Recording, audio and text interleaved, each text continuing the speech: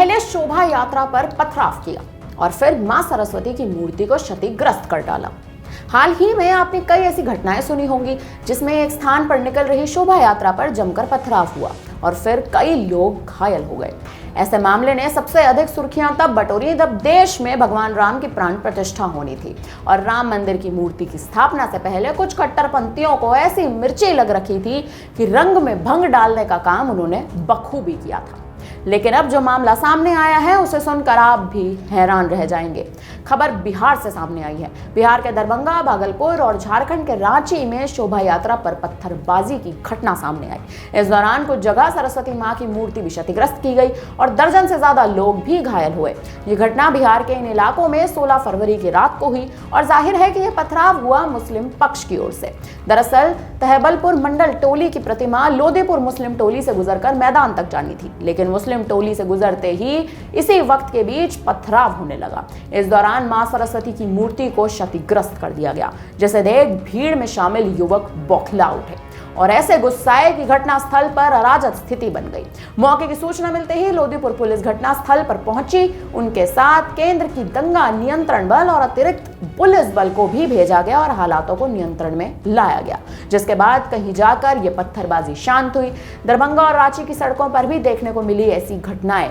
बता दें कि दरभंगा में भी इसी तरह की पत्थरबाजी की घटना सामने आई है, जहां हिंसा ऐसे भभकी कि मारपीट पर बात आ गई। दरभंगा के ही कसाई टोलाने ने 15 फरवरी को सरस्वती माता के विसर्जन के दौरान हिंदुओं के जुलूस पर हमला बोल डाला। घटना में कई लोगों को चोट आई और इस्लामिक कट्टरपंथियों ने मां सरस्वती की मूर्ति भी खंडित कर दी। वहीं यह मामला इतना बड़ा कि इस हमले में तेजाब का इस्तेमाल कर लिया गया। जांच में पता चला कि घटना को अंजाम देने के लिए पहले से ही व्हाट्सएप के जरिए प्लानिंग की गई थी और वहीं इसी तरह की घटना रांची में भी घटी, जहां मौजूदा टोली या कहें कि शोभा यात्रा गुजर रही थी और मां सरस्वती की मूर्ति पर जबरन हमला हुआ।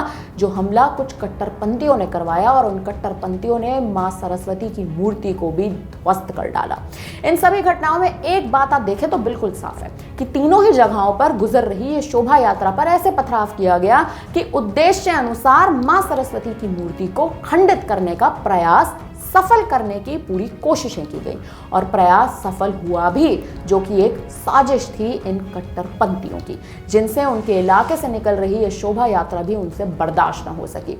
हालांकि अब इस मामले में पुलिस लगातार एक्शन ले रही है, पुलिस की कार्यवाही जारी है और वहीं बवाल इतना ज्यादा बढ़ चुका है कि प्रशासन को धारा 144 लागू करनी पड़ी है और इन इलाकों में अतिरिक्त पुलिस बल तैनात करना पड़ा।